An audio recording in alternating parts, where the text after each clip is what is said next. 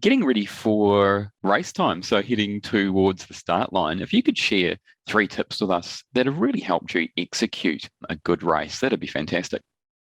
Yeah, I think again, it's practicing what you preach. And people often say to me, "Oh, look, I've been running at 5 minute Ks for the marathon training, and I thought I might start out and run the first K at 4:30." So I go, "Well, good luck with that.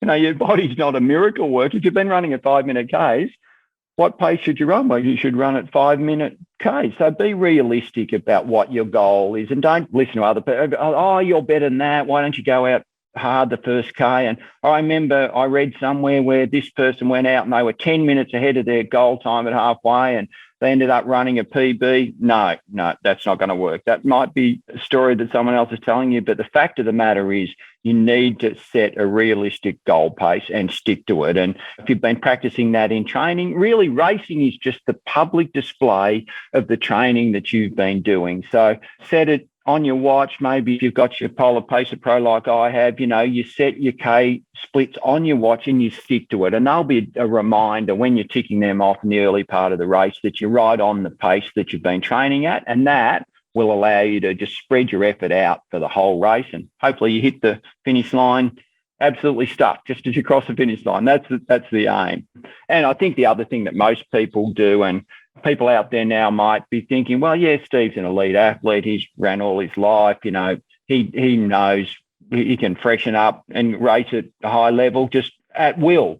It's not that easy. I had to practice, and I got to a stage where I would be backing off on my mileage. So 2 weeks out, I'd run 75% of my mileage. I'd drop back to about 140K. And then the week before the race, I halved my mileage. And I'm a maths teacher, so I love that it was a clear 100K a week for me. I'm standing on the start line of the Olympic marathon, knowing that I've had those couple of weeks of freshening up just to give your body a chance to really get the benefit all of that training you've done. And I just find people tend to want to run into the race a bit too much. So I have those hard and fast rules to make sure that I'm fresh and can really benefit the training that I've put in.